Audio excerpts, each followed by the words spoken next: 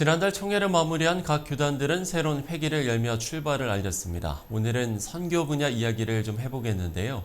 대한예수교장로회 합동총회 산하 총회 세계선교회 이사장 박재신 목사 스튜디오에 모셨습니다. 목사님 안녕하십니까? 안녕하십니까? 네. 반갑습니다.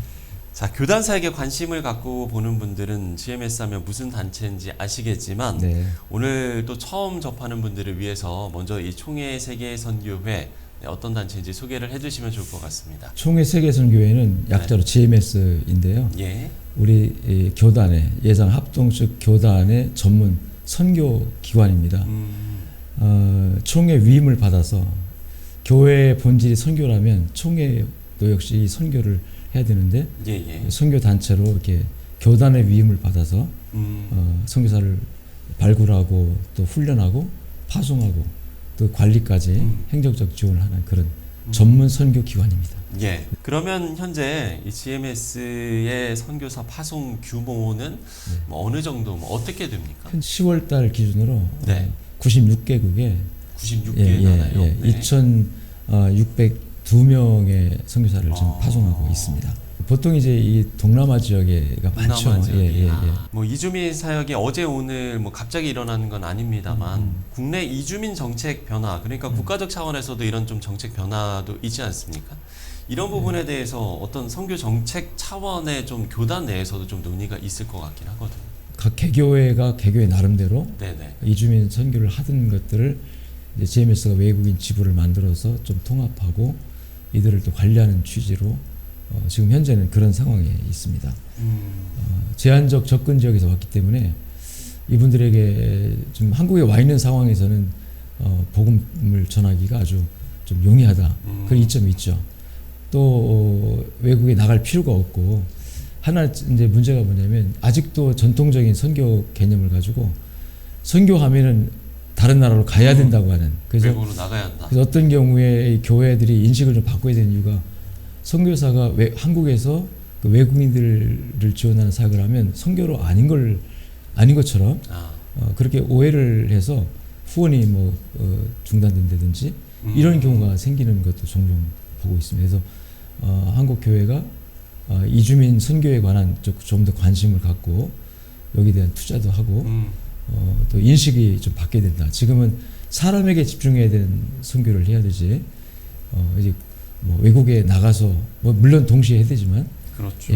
자, 그런가 하면 코로나 상황이나 튀르키예 지진과 같은 위급 상황을 겪으면서 또 앞으로 또 이런 일이 있을 수도 있기 때문에 어떤 위기 상황에 대한 매뉴얼도 좀 마련을 하셨을 것 같거든요. 저희 GMS는 그 위기 대응 그 위원회를 만들어서 그 위기에 적극 대처할 수 있도록 그런 어떤 기구를 만들어서 지금 GMS 안에 그 파트가 좀 활동을 하고 있습니다. 주로 좀 어떤 활동을 하게 됩니까? 선교사들이 현지에서 그 위기를 만났을 때 본인들이 어떻게 대처할 능력이 없지 않습니까? 그래서 그거를 체계적으로 또 적극적으로 할 수 있도록 본부 차원에서 위기 대응 본부를 좀 운영하고 있고 또 아마 좀 더 체계적으로 또 발전을 시켜야 되는 필요성이 좀 있는 상황입니다. 네, 그런가 하면 각 선교단체에서 가장 큰 현안 중에 하나로 은퇴 선교사 문제를 이야기를 하는데 GMS 상황은 어떤지 이야기를 해주시면 좋을 것 같아요. 저 2,600명의 선교사들 중에 향후 20년 내로 은퇴를 앞두고 있는 분들이 약 75% 정도가 됩니다. 선교사 은퇴 이후에 나타날 그 문제들은 선교사들의 주거 문제, 그다음에 그 생활비의 문제, 그다음에 어떤 노후됐지만 지금 70세라도 얼마든지 사역을 또 할 수 있거든요. 그렇죠. 그분들의 사역이 딱 단절되는 것을 또 그것도 문제 중에 하나더라고요. 그래서 그분들의 사역의 지속성 문제. 그리고 은퇴 선교사들이 이제 빠져나간 다음에 그 다음에 다음 세대 선교사가 또 들어와야 되는데 이 부분도 사실상 참 전망이 없습니다. 이 지금 청년 선교사들이 이게 헌신하는 숫자가 정말 귀하거든요. 그래서 그런 문제들.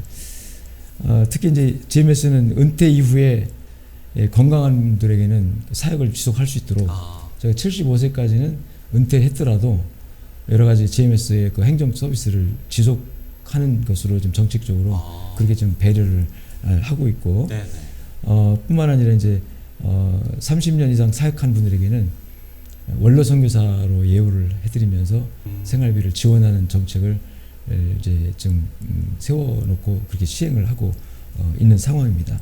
자, 각 교단이 정기총회를 마치고 새로운 회기를 시작하는데 이번 회기에 선교 분야에서의 최대 중점 사역이 있다면 어떤 겁니까? 좋은 정책과 아무리 좋은 그 전략이 있더라도 마지막 단계에서 시행이 안 되는 이유가 하나가 뭐냐면 재정 문제예요. 네. 그냥 돈이 없어서 안 됩니다 하면 더 이상 진전이 없더라고요. 그래서 GMS가 이 부분을 좀 어떻게 안정적으로 해결할 수 있을까 해서 제가 이제 1년 임기가 지나고 1년 남았는데 1년 남은 임기 동안에 아까 말씀드린 그 은퇴 후에 뭐 생활 자금이라든지 선교사들 노후 복지라든지 자녀 문제, 응급 케어하는 이런 여러 재정 소유에 관련된 안정된 재정 그 수입 구조를 어떻게 만들까 하다가 만만만 선교 운동이라는 선교 운동을 제창을 했습니다. 네. 만만만이 뭐냐면 1만 교회가 한 달에 10,000원, 1만 성도가 한 달에 10,000원. 그래서 만만만 이것만 어느 정도 정착이 되면 이제 우리 GMS가 지금까지도 잘 해왔지만 안정적으로도 어떤 수익 구조가 발생하면 선교사들 후원하고 지원하는 일에 뭐 기여할 수 있을 거다라는 이런 생각으로 또 열심히 해보려고 하고 있습니다. 예. 이제 선교가 지역 한계를 넘어서 그야말로 새로운 패러다임으로 접근해야 하는 시기인 것 같습니다. 뭐 앞서 이제 국내 이주민 선교에 대한 어떤 인식의 전환, 이것도 아마 같은 맥락이지 않을까 싶은데 가장 시급히 요청되는 어떤 패러다임의 변화, 어떤 걸 이야기해 줄 수 있겠습니까? 이 팬데믹 이후에 선교의 지형이 많이 바뀌고 있습니다. 속지주의에서 이제 속인주의로 이제 어떤 지역에서 이제는 사람을 중심으로 하는 정착에서 이제 이주로 로컬에서 이제 글로컬로 이렇게 바뀌어지고 있는 상황인데 이런 일반적인 접근 방법에서 이제 기술적으로 더 디테일하게 접근해야 되는 필요성이 우리에게 와 있어요.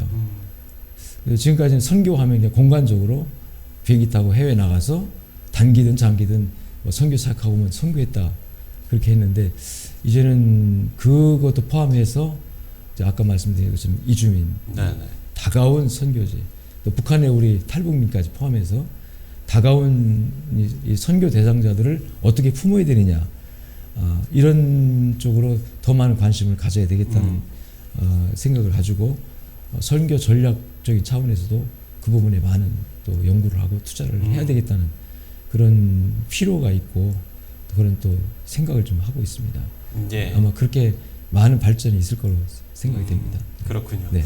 자, 끝으로 기도 제목 나눠주시면 시청자 여러분과 함께 기도하도록 하겠습니다. 팬데믹 이후에 위축된 선교가 이제 다시 이제 꿈틀거리고 있는 기분을 느낍니다. 근데 너무나도 산발적으로 지금 각 교회마다 이렇게 우리 교단만 보더라도 그래요. 그래서 우리 교단 입장에서는 이제 GMS로 모든 선교는 GMS로 이렇게 하나 되었으면 좋겠다는 간절한데 개인적인 이사장으로서 소망을 갖고 있어서 매일 그렇게 기도합니다.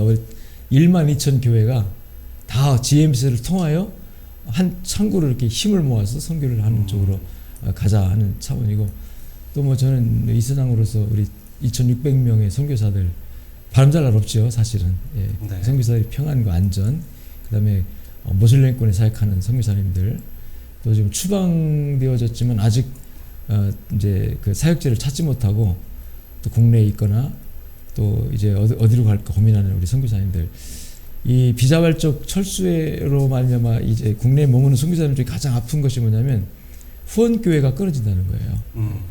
자기는 어쩔 수 없이 추방돼서 나왔는데 선교사가 왜 국내에 있느냐 그러면서 이제 후원 교회가 후원을 중지하는 이 아픔을 보면서 이게 좀 인식을 좀 바꿔야 되겠다는 생각을 하면서 그분들이 빨리 이제 그 후원자를 만나고 또 후원 교회를 만나서 그들의 평생 사역을 감당할 수 있는 임지가 정해지도록 이런 기도 제목들을 가지고 새벽마다 기도하고 있고 뭐 열심히 기도합니다. 네. 예. 그야말로 선교를 위해서는 한 마음으로 기도를 해야 할 때인 것 같습니다. 네, 지금까지 총회 세계선교회 이사장 박재신 목사와 이야기 나눠봤습니다. 목사님 오늘 말씀 고맙습니다. 감사합니다. 예.